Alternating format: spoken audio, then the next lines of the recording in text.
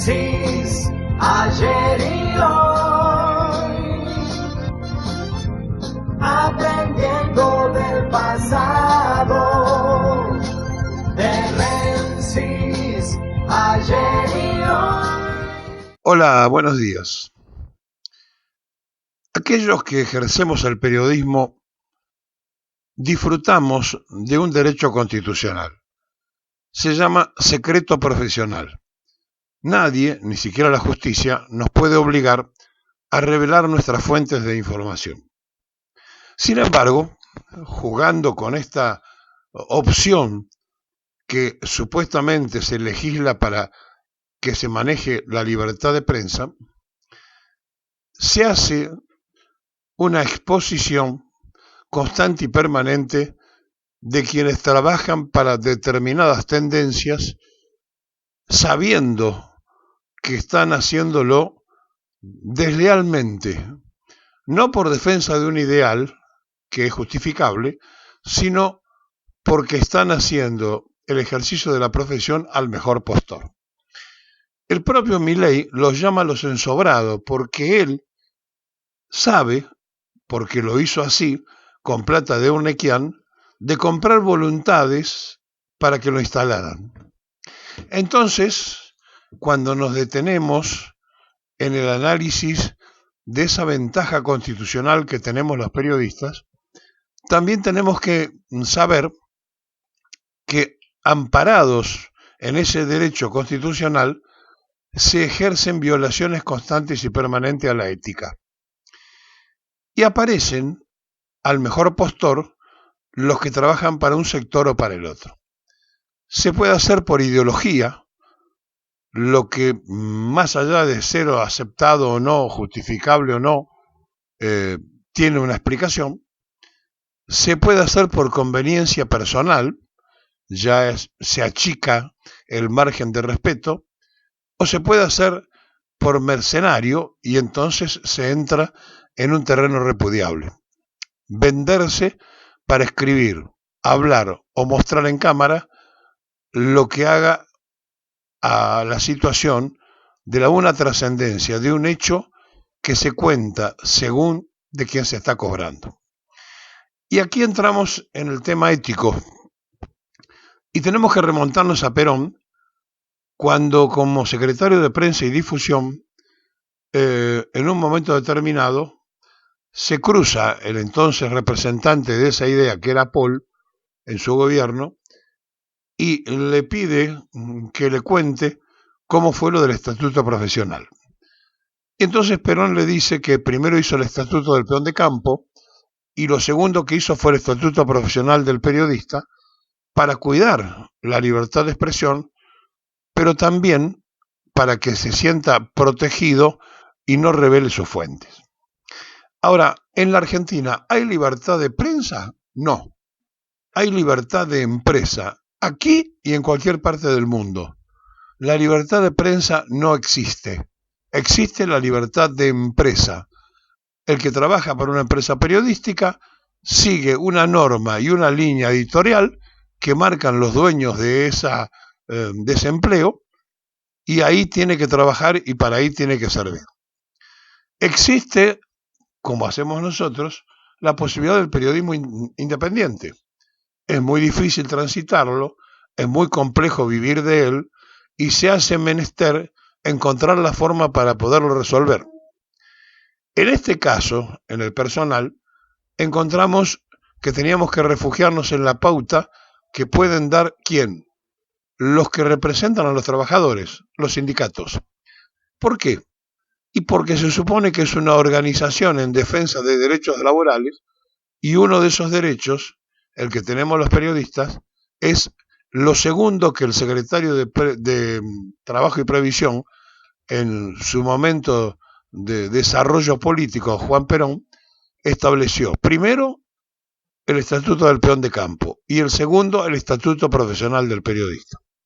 Nadie nos puede obligar a nosotros a revelar nuestra fuente de información. Estamos protegidos por la Constitución Nacional. Ahora, esto ampara a los mercaderes del templo, aquellos que se venden al mejor postor y que entonces inventan Y ahí entramos en un delito, en la falsedad de la información.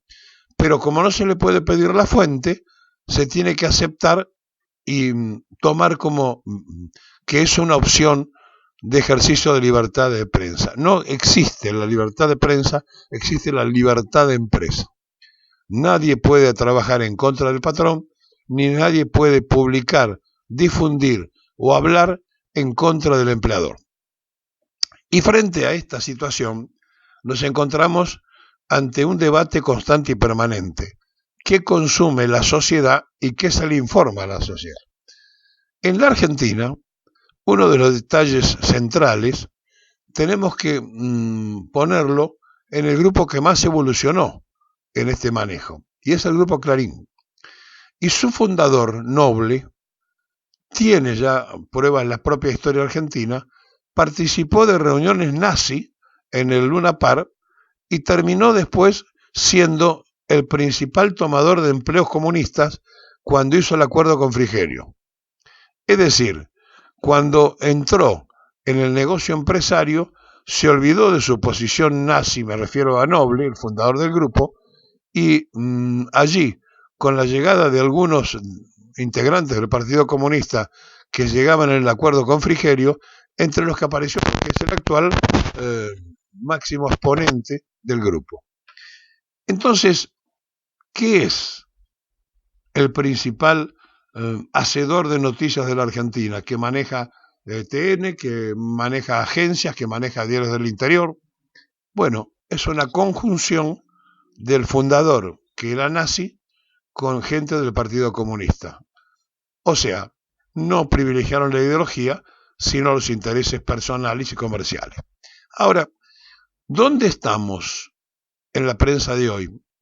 Bueno, el propio Milei lo llama los ensobrados, porque él, cuando era empleado de Unequian, se instaló como economista del grupo, porque Unequian le decía, anda a ver a fulano que trabaja para mí, o anda a ver a fulano que es empleado mío en el canal. Entonces, Milei empezó a tomar estado público en los programas de televisión que manejaban los que se reportaban a la empresa de su empleador, y finalmente llegó a sentarse en el sillón de Rivadavia ante el descuido y los desastres que ofrecía la política tradicional del país. Radicales y peronistas estaban agotados, ya no eran creíbles por los candidatos que habían puesto. En el peronismo se preguntaban, Massa no es peronista, ¿pero qué? ¿Fernández lo era? ¿O Scioli lo era? No. Entonces, la pregunta es, ¿cuándo fue el último peronista que asistió a una boleta del PJ? Y tenemos que irnos al tiempo de Perón y de Isabel. Entonces la cosa es mucho más clara. El último gobierno peronista cayó con el último golpe. Y a partir de allí, todos los que llegaron, si bien eran afiliados, parecían ideológicamente representativos, no hicieron lo que se suponía que tenía que hacer. Y entonces Menem fue el inventor del menemismo, Duhalde el inventor del dualdismo, Kirchner el inventor del kirchnerismo, y empezaron los sismos a dar vuelta, y en realidad ninguno tenía una doctrina, sino que todos eran caudillos con seguidores atrás. ¿Esto qué está marcando? Que en una debacle de la dirigencia que tenía que representar al peronismo, se fue desgranando, y un día, cuando todos estaban distraídos, apareció Javier Milei. Un invento de Unequian, un hombre lanzado por un grupo empresario y con 3 fundaciones atrás internacionales, que parecía un outsider, pero que no tenía nada, que era un muñequito preparado de afuera. Y entonces, hoy estamos pagando las consecuencias de esas carencias del peronismo y de los errores propios del radicalismo, el otro protagonista de la historia. Entonces, la pregunta es, si la política tradicional había fracasado porque algunos empezaron a usar, sobre todo en el caso del PJ, la dedocracia, y en una habitación de 4x4 armaron las listas y eligieron los candidatos, la falta de democracia participativa del movimiento más popular y más numeroso, hizo que cualquiera terminara siendo el candidato y así no fue. Hoy la Argentina está al borde de un colapso de impensadas consecuencias. ¿Por qué? Porque un libertario, pero que además de libertario está flojo de papeles en cuanto a la información médica de su estado de salud, toma decisiones que son realmente dignas de ser investigado por especialistas. No está en sus cabales en algunas cosas, o si lo está, está más allá de cualquier especulación y está dispuesto a avanzar sobre cualquier cosa, y entonces estamos ante otra realidad mucho más compleja y más difícil, porque sería parte de un entendimiento internacional que encontró el muñequito para poner. Un día apareció Zelensky y lo pusieron en Ucrania, otro día apareció Milei y lo pusieron en la Argentina. La verdad que a esta altura del análisis parece una cosa de modé, antigua, porque ya pasó, ya ocurrió, y la realidad es que el poder lo tiene él y no quienes deberían detentarlo, que son representantes, entre comillas, de la mayoría del pensamiento argentino, sea el pejotismo, sea el radicalismo o cualquiera de las fuerzas que está vinculado a esos sectores. Entonces la pregunta es, no hay que fijarse en lo que hace Milei, hay que fijarse en lo que no hicimos del otro lado y hay que fijarse por qué la sociedad se volcó por cansancio a un upside supuesto que venía con cosas diferentes. Ahora, la pregunta es sobre la realidad y hoy. ¿Será cierto que hay un 50% de la población argentina que está de acuerdo? ¿Será creíble o no? Bueno, cuando llegó a su candidatura tenía de apoyo un 30%. Se sumaron los que habían perdido y terminaron ganando la segunda vuelta. Nunca tuvo más del 30% de apoyo. Hoy, ¿tiene el 50% que marcan las encuestas o tiene el 20% porque ya perdió un 10% de ese 30%? No lo sabemos. Lo que sí sabemos es que las consecuencias de su desgobierno la van a pagar nuestros nietos. Y que por el otro lado y enfrente nada se está construyendo más allá del libro de quejas. Nadie piensa en una propuesta seria, ordenada, que convenza y que encierre en definitiva las banderas que uno sabe que son mayoría del pensamiento del pueblo argentino. Un pueblo que no es de izquierda, un pueblo que no es de derecha, que tiene una tercera posición mayoritaria y sin embargo en la Argentina gobernó un rato a la izquierda y otro rato a la derecha. O sea que hay una falla en la construcción no solo de los candidatos, sino en el ejercicio del poder. Cuando la voluntad popular se vence para uno de los extremos, es porque no hay firmeza en lo que se debe hacer. Y entonces aquí entramos en otro debate. ¿La sociedad argentina de verdad no es de izquierda ni de derecha?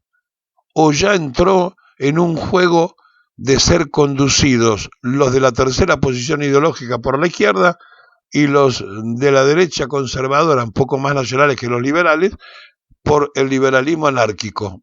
No lo sabemos, pero da la sensación de que lo que no hay es conducción originaria, ni en los radicales, ni en los peronistas, ni en los partidos tradicionales, que son irrepresentativos en cuanto a poder tener la manija total del país, como los socialistas u otras expresiones que repetimos son minoritarias. Entonces, frente a este tiempo y a este momento del debate, lo que está haciendo falta es saber no cómo se termina este gobierno, sino cómo se lo reemplaza, qué hay enfrente, qué se le puede ofrecer, cuáles son las ideas diferentes, porque la mitad del padrón tiene menos de 45 años, no había nacido cuando Perón se fue de este mundo y por lo tanto hablan otro idioma, conocen paulatinamente la historia y esto hace que no sea fácil replicar y repetir en los que ya estamos más cerca del arpa que de la guitarra, los que estamos en la tercera generación, los que nos estamos yendo del planeta y que vimos cuando éramos jóvenes y un poco más grande la evolución de un gobierno que hacía una Argentina justa, libre y soberana. Bueno, ellos no la conocieron. Nacieron en este tiempo, nacieron después de Malvinas, no saben todo lo que se pasó, no conocieron la dictadura, son hijos de la democracia y por lo tanto a ellos hay que dirigirle el mensaje de convicción. No hay una reproducción del peronismo en la magnitud y en la proyección de jóvenes como lo hubo en otros tiempos. Y eso es porque no hay ejemplos, eso es porque no hay conducción y eso es porque no hemos tomado la determinación de la autoconvocatoria para elegir a las mejores y los mejores que representen ese pensamiento de la estructura que hizo feliz a los argentinos durante el siglo XX. Bienvenidos al programa que viaja en la historia mirando el futuro.